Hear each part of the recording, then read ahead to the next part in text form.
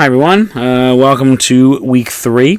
This week covers history of Latin, the alphabet, and pronunciation. In this e-session, we're really just going to focus on pronunciation with a quick look at the alphabet. We'll just save history for your reading. All right, so we'll take a look at pronunciation, kind of take apart different sounds, and then take a look at some practice. All right, so here is the Latin alphabet. It is fundamentally the same as English. There are a few kind of minor differences. Perhaps the most significant is here, the I and the J. Latin doesn't really have a J, that's why it is grayed out. The letter I can function as a vowel or as a consonant.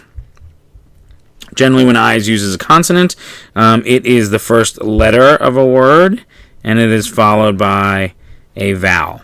When it is a consonant, it is pronounced y, almost like a Y in English. So that word there is yakeo.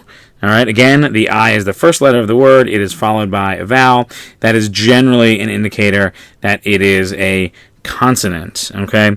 When I is used as a vowel, all right, if it's the first letter, it will often be followed by a consonant, right? So in ao, all right. Separate word, next word. I'm going to have to go in an angle a little bit here. If it is in the middle of a word, it is generally speaking a vowel. Maria, right? You can hear the I there at the end. Maria, that's the Latin word for C in the plural. All right. So that's perhaps your biggest difference. Some books will print the I when it's used as a consonant as a J. All right, so yakeo sometimes can look like that with a J as the first letter. That is not very common anymore. It was much more common in older texts. Most texts today pretty much just use the letter I for both vowel and consonant. All right. The letter V is pronounced like a W. That's why the W is grayed out. So the Latin word for road, V-I-A, via, of course, in English. But in Latin, that V would be pronounced a W, so that would be via. All right. And then these letters are grayed out, Y and Z, because they don't really appear in any native Latin words. They do show up in some borrowed words, mostly from Greek, but in general, Roman words, Latin words, do not use Y or Z. So the Latin alphabet, fundamentally the same. The biggest difference is going to be that vocalic I, or I as vowel, versus the consonantal I, or I as consonant. All right, so a quick little overview of pronunciation, and we'll go through some of these in isolation. There's some slides on consonants as well, but really it's best to use these alongside words as you're practicing, and we'll talk about that when we take a look at this week's summatives. All right, so the short vowels, like in English, are going to be kind of softened version of the vowel. So eh, oh, and ooh. All right, and then the longer versions are going to be tending to be more traditionally long vowels. The A is a bit of the exception. Father and bother, you can hear, are similar in sound to the short A. They just take a little longer to say, but they and lay, of course, kind of traditionally the longer vowel sound. Short versus A long.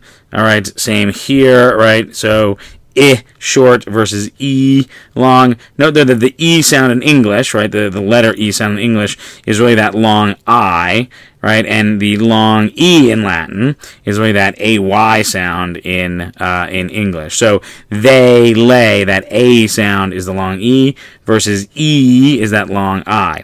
O is pretty similar to English, clover, boat, right? So versus O, and then the long U is just sort of a longer or longer version of the standard U sound. So in the short version, and then in the long version. All right. So those are the vowels. All right. I'm not going to take you through all of these. I'll just point out some ones that tend to be a little difficult or throw people off. So, for instance, the C, right, is always going to be hard, or k in English. So hard like catcher. All right. I'm not going to be able to write that.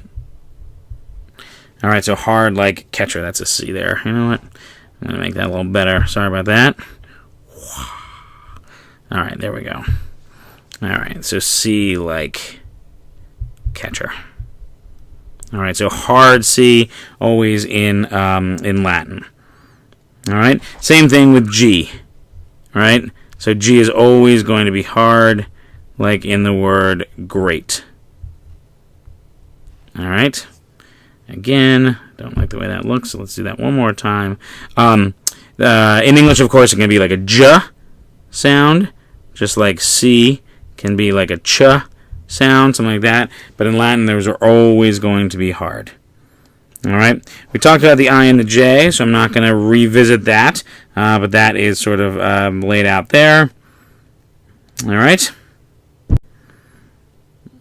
And then, to some extent, right, we talked about the V being pronounced as a W. So just to take a look at some words here, waleo, wenio, awis. All right, so all of those V's are going to be pronounced like W's.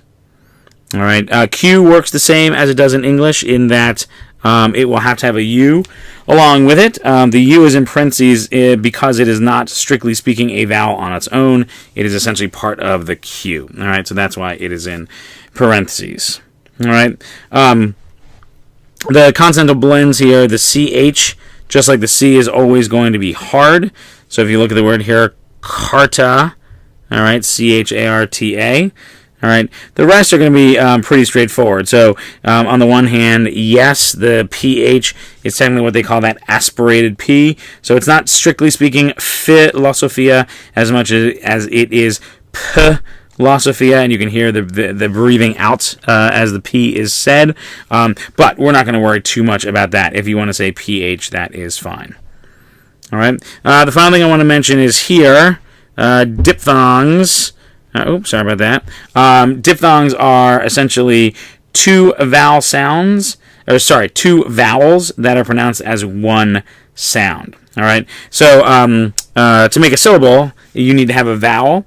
So a diphthong is two vowels. Oh, sorry, wrong tool. A diphthong is two vowels, but only makes one sound, and so only one syllable. All right. So the AE pronounced AI as an aisle, right? So karai, saipe. I'm over-exaggerating a little bit just so you hear it, but that's the basic idea. Okay, AU, all right, it's that owl sound as in house. So aura. All right. EI is as in rain, so dainde. All right, and then those are the major ones. So I won't read through the rest of them. Okay, if other vowels go in order, all right, they are pronounced separately. So you might remember Maria when we talked about I versus J, or vowel versus consonant. So these are two vowels in order. This IA. Right, but because they are not a diphthong, they're not on this list, they are just pronounced separately. So Maria.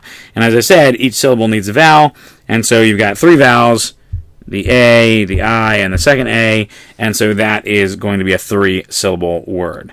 Whereas if I look at something like saipe, all right, which is here in the AE, even though there are three vowels, the AE is one syllable because it is one vowel sound, and then of course the E is the second. So saipe, 5 letters, 2 syllables because of that diphthong. Maria, 5 letters, 3 syllables because those vowels at the end are not separate, are not one sound, they are separate sounds.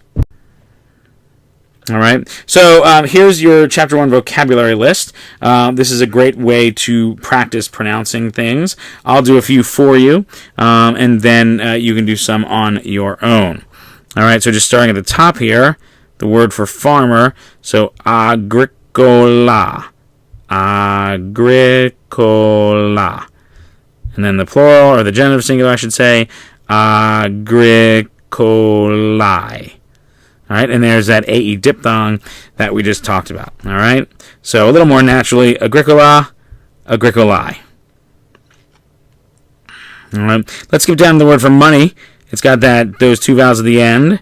All right, so pecunia, pecuniae. So again, pecunia, Pecuniae. All right, and again, a little more naturally, pecunia. Pecuniae. All right. And then we'll just do a couple of verbs. All right. The two I verbs included, yakeo and yuo, those are I as consonant. All right. And again, first letter of the word followed by a vowel. So yakeo, yuo. Yakere, yuware, yakui, yui, yakitoris, utus. So just taking them across. Yakeo, yakere, yakui, yakitoris, yuo, yuware, yui, utus. All right. And then we'll just take a look at a V. So woko, wokara, wokawi, wokatus. And again, that V is that W or W sound. Woko, wokara, wokawi, wokatus. All right, so taking a look at this summatives. All right, here is the reading. What I would like you to do is record yourself reading this. What I might suggest is you take a couple practices through it before you actually hit record. To make sure you're comfortable with it, you can record yourself however you want. I give Vocaroo as a potential way to do it. You can just record on your phone. If you can sort of upload it to Blackboard, whatever works for you. All right. I'll read the first sentence or two just to sort of give you a head start and get you hearing some of the words. Troia in Asia locus est. Troia in Asia prope aquam locus est. All right. Note the IA in Asia. We talked about how that is not a diphthong, so those are separate syllables. All right. So as I said, read those paragraphs, record yourself, and upload as your reading test. All right. And for your writing test, so you're going to write out the Latin alphabet, so you don't need those grayed out letters from that previous slide, because those, of course, are not part of it, and come up with a word having to do with ancient Rome, or you can do the ancient world, but I'd rather you focus on Rome. So come up with a word beginning with each letter for ancient Rome. They don't have to be Latin words. They can just be kind of cultural words. So I gave you an example for ABC in English, America, baseball, and Connecticut. And then for your culture test, you're going to research the alphabet and pronunciation of another language. All right, you can do a modern language, you can do an ancient language, you just can't do Latin, and write a well-developed paragraph that summarizes similarities and differences. Please make sure to include sources, all right, and obviously you must write your paragraph in your own words. You can certainly use a site like Wikipedia or Wikipedia itself, but I'd love it if you went beyond that to give a little more detail whenever possible. And if you happen to speak another language in your household, you are obviously more than welcome to write about that language. All right, so that about does it for week 3. Please email me with any questions, and I'll be posting the week 4 class next week. Thanks.